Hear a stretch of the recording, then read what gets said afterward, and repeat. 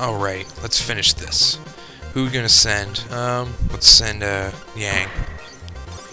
She's got full melee. Now, if you're wondering how you stop the fight, is you fight Purunga, and that's it. Oh, you woke up right away, my ass. He's got right arm's pretty strong, so watch that. Well, his left isn't something weak either, but whatever. He's done.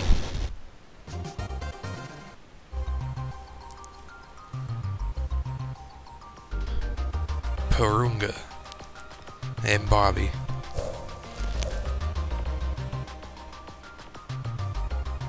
Huh. Oh no, he's a hippie, isn't he? What are you doing to me?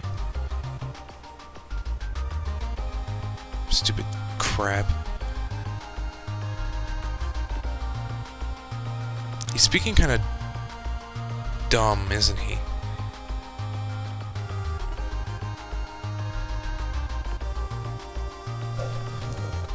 In the DS version, he doesn't speak stupid at all. He's just a native, I don't know, a Native American?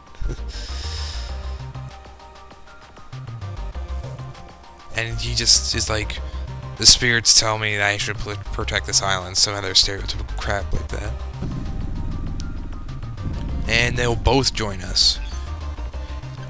And so, now that they've joined us, now I am going to do all the shop stuff and setup and all that jazz. Alright, I haven't finished buying everything, but I got enough that I can show you basically what I'm going to be equipping. When it comes to bodies, there's two types. There's Vasas and Zacades. Zacades have more power, so obviously non-melee characters would use this, and all melee characters should use Vasas. In terms of arms, it's entirely up to you. I have Zacades on gun arms, and then Vasas on melee arms. As you can see, Vasas have a lot of HP. Oh, hello, cat. I don't care right now, sorry. In terms of legs, if you want to keep movement, as you can see, it's not really worth it to get a Zacade. If you want a lot of HP and lose a little bit of movement, go for Vasas, I guess, but I'm just not upgrading my legs at all. For computers, Kyos for short and long, Rippus for melee. There's a new backpack which increases our items by 1 and our range by 1. And weapons. You'll see I have a new machine gun on. It's called an Artisan. And it shoots one less bullet, but it shoots it more powerful. There's a new melee weapon. It's just slightly more powerful than the other rod, but whatever, good enough. Piz 8s are on sale. They do have one less bullet, but we do shoot one more. In terms of rifles, 2 power for 2 less hit, and it's a little lighter. No, not worth it. The bazooka was a slight upgrade, so you can get that. Where else? And who is it? My Maria? Yes. You'll notice his weapons are different. They're not shotguns anymore because they introduced flamethrowers. So he's got 2 flamethrowers. Oh, I could give him a flamethrower and a rocket launcher. Oh, I haven't played Metal Slug in so long. But in terms of weapons, that's pretty much it. That's worth it. So, I'm going to keep equipping everyone, and I'll explain what kind of characters Bobby and Purunga are, who are in Death and Natural. Alright, so here I got Purunga, and he looks really weird. His right arm is the one he came with. It's because it's a Grop SPV, and it's actually better than the ones that are in the stores. And it has 41 power for a punch, so you can actually just not replace that arm. His left arm, though, needs to be replaced. Well, it doesn't need to be, but it'd be a good idea. You notice he doesn't have 2 shields. It's just because they don't sell them at this shop. But Purunga is basically pure melee.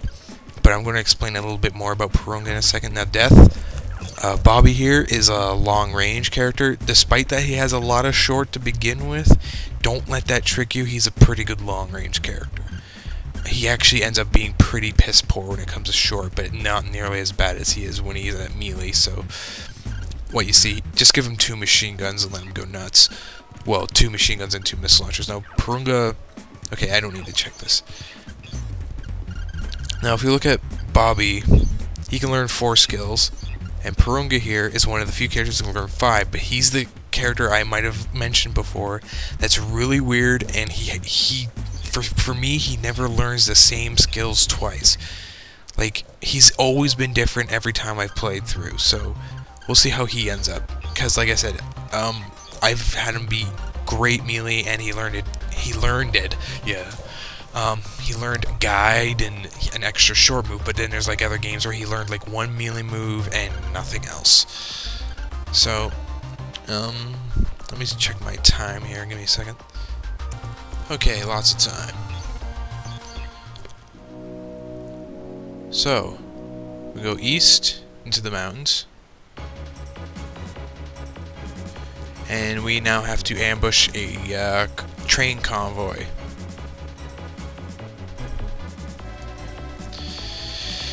We will detonate the first bridge just before the train reaches it.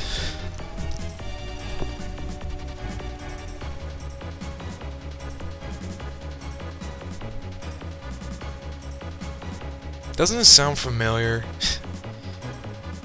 No, seriously, I can't quite place, like, this just sounds familiar. Like, from another video game is what I mean. Wait a minute, we're destroying the cars too? Yes, this is the trick to the game. If you stand in certain spots beside the train, and, like, certain ones, you'll get items. I think there's like a couple parts and then a few, this Betty Bomb.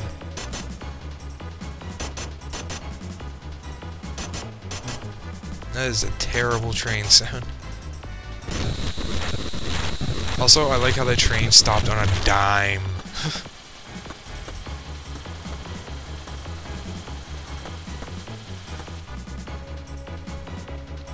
The Chris Bomb. Betty and Chris. In the DS version, he calls them like Nene and some Japanese names. It's because they're trying to emphasize that Hans is a nerd or something like that. Oh no, they all just come pouring out.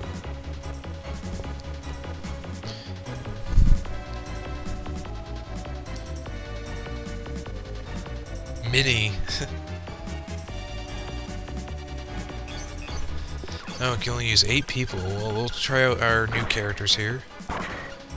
And, of course, our definite... Oh, well, we don't got much room for error, huh? Well, Hans is a tad behind him, so...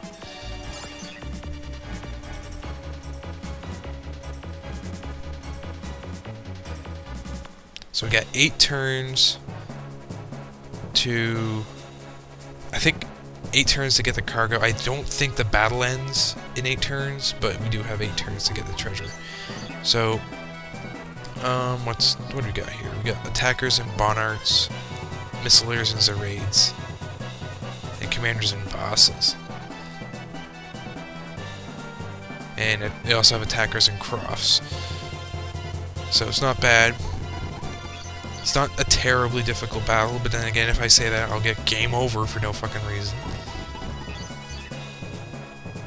So, this is going to be a... Yes, it is going to be a very, very difficult battle. And in fact, I might get game over. Did I get everything? No? Alright. I get the feeling I haven't equipped someone properly. Like, one of the useful characters. Like, I know that, Maury isn't equipped. I know that for a fact.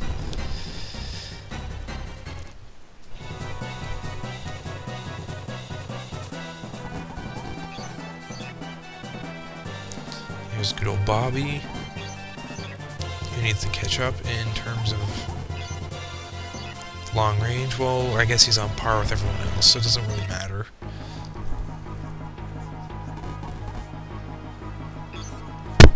Is that the... Oh, sorry. Is that the Missileer? Let's try an Artisan. Yes, this guy's an idiot. So yeah, not a lot of bullets, but a lot more stronger. Think of it like as a mix between a rifle and a machine gun. Though there is a gun later that takes that to an even more extreme. Or no, it's reverse. It's basically you find a rifle that shoots twice, and speed still counts for that, if I remember correctly. Obviously, we're gonna take out the missileers first. I do notice that when it comes to Porunga, enemies really do like to pick on him. We use our... See, look, his fist is stronger than the rod.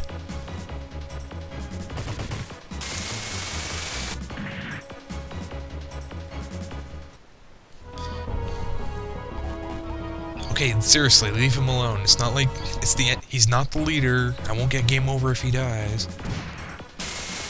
Jesus, he already needs to go back.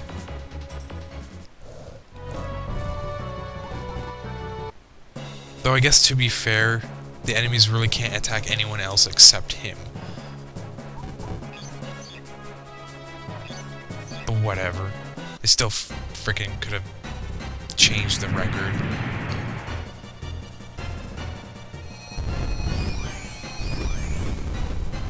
You know, just because there's a chance of miss doesn't mean you have to make one miss. You know, just because you can doesn't mean you should.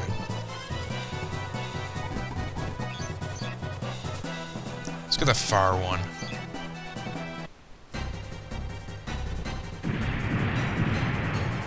Okay, there's no trees around him, there's nothing. Just hit him. Damn it!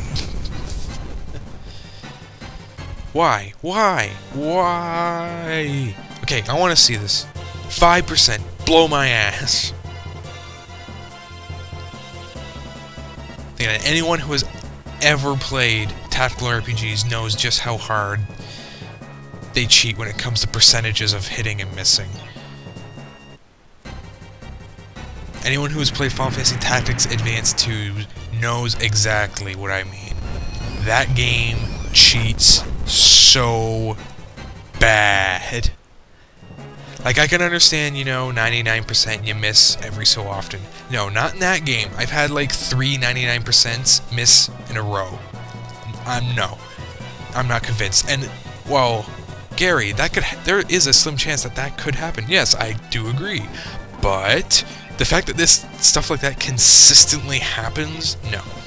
Final Fantasy Tactics Advance 2 cheats. I'm not saying that it makes the game difficult, but it does cheat. Ugh.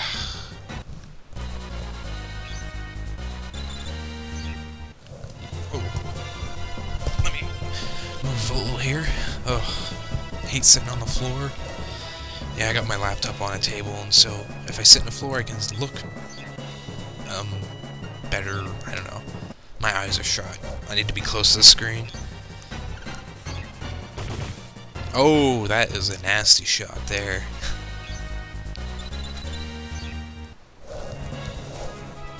Now, I'm going to explain something about building skills. In terms of what you should build up in terms of importance and knowing everything in the game. If I were playing this normally, I would actually be not using my guns at all. I would have no one with guns. Just the way how I min-max.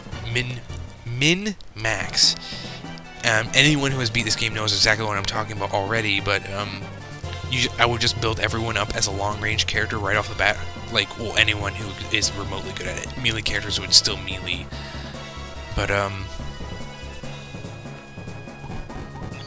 yeah, like, I would literally reach the end of the game with, like, 500 short on, like, a number of my characters, and that's because there is a trick to this game to leveling up short skill. And we won't be seeing it for a while, but I just want to give you a heads up. In case, I don't know, you want to play this and you want to get the most experience out of your character. And we gotta put Porunga here, because I'm going to make the